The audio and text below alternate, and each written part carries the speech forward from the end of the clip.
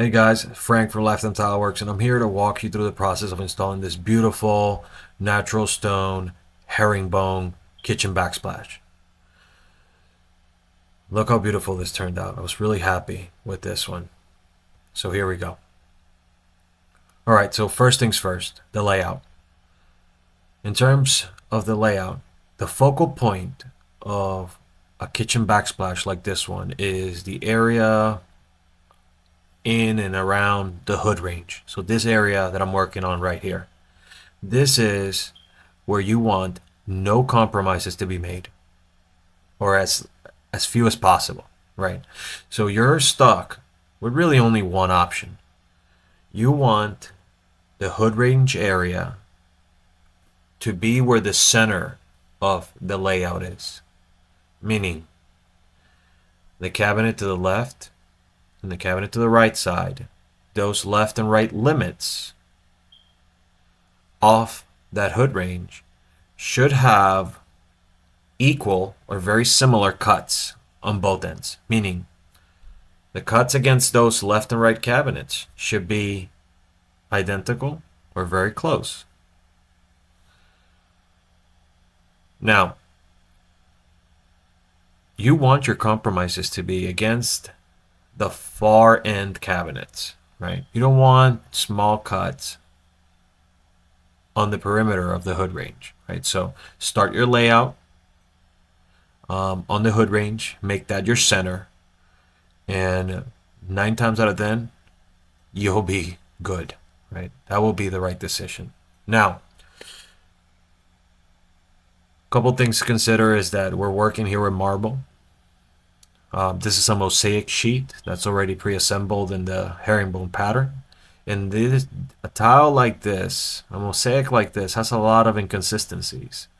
That's the reason I'm using wedges and not horseshoe spacers or consistent spacing throughout the sheets, because the individual rectangles that compose the herringbone in the sheet from the factory sometimes come crooked and cockeyed. So keep that into consideration. Use wedges. Now, another thing is that this stone is very soft. It's marble. So cuts like the one that you just saw have to be done very carefully. Use a wet saw. I don't recommend using a grinder, a dry grinder, to make cuts like this. Now, moving along, it's very important that you only spread an amount of thinset that you're going to be able to cover immediately. A big mistake that can easily happen is for you to overspread the amount of thinset. Then you have to go make cuts, and that takes you a little while. When you come back, that thinset has already skimmed over. And if that happens, remember, you're not back buttering these mosaic sheets.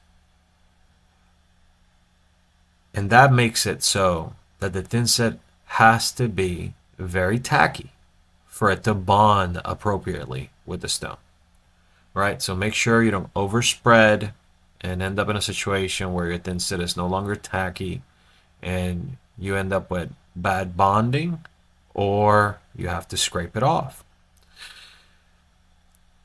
Another consideration, and this one is very important, is like you're looking at here, against the cabinets, there needs to be a joint. It cannot be tight. There needs to be an expansion and contraction joint.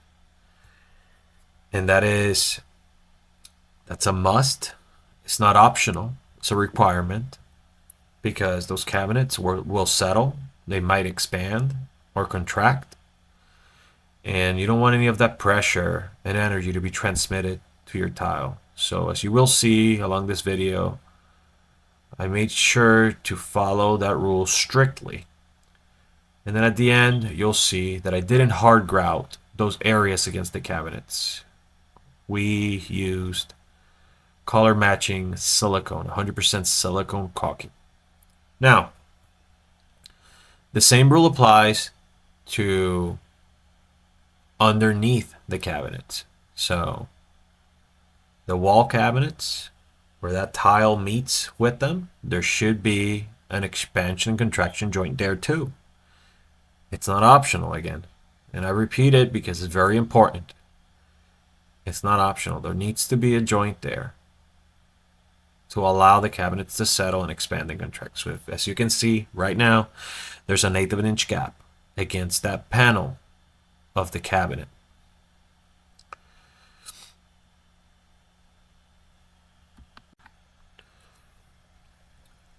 Another thing that I wanted to bring up is the distance that you want your cuts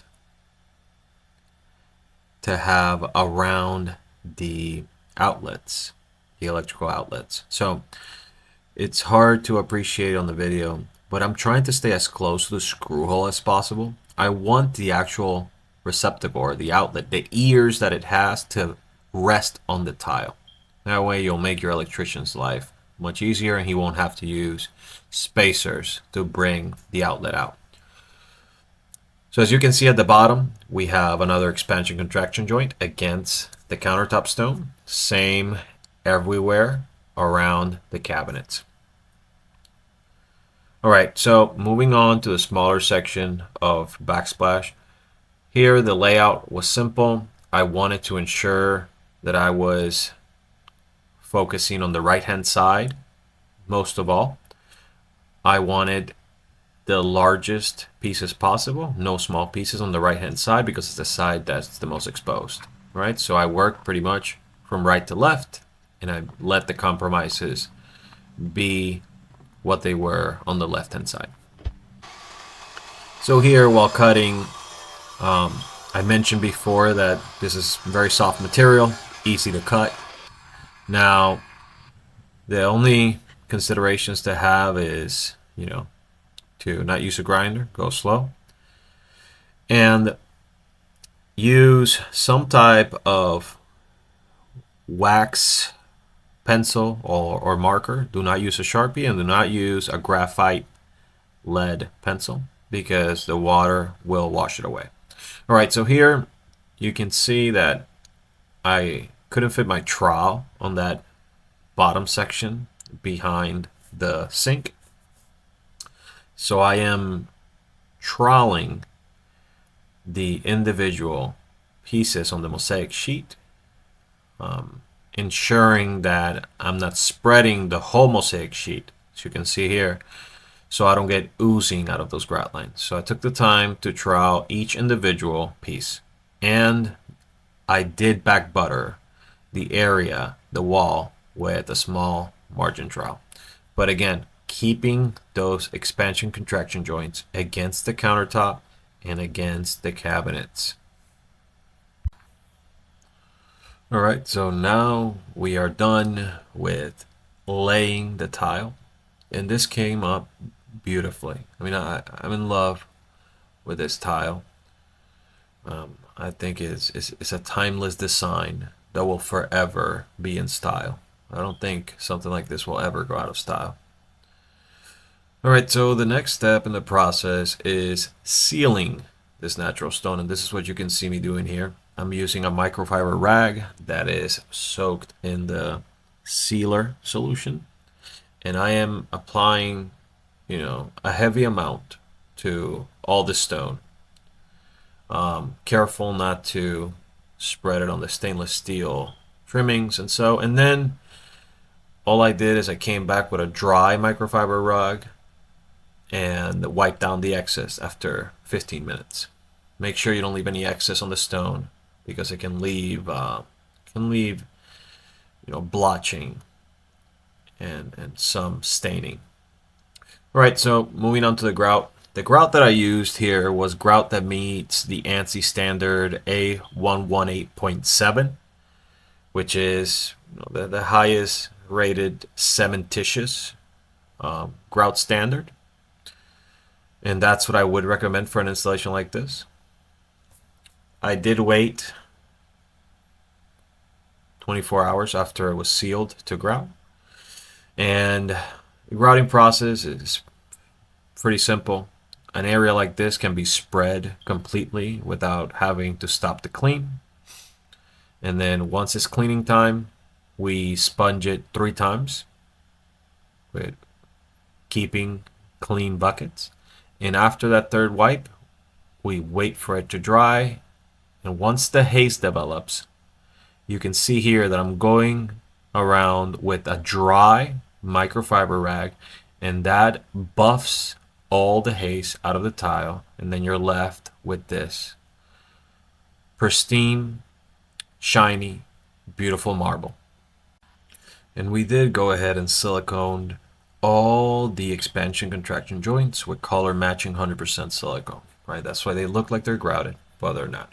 Right, so we've come to the end of the video, folks. If you gathered any value at all from this video, the gentleman's agreement in the channel is that you please subscribe, give us a like.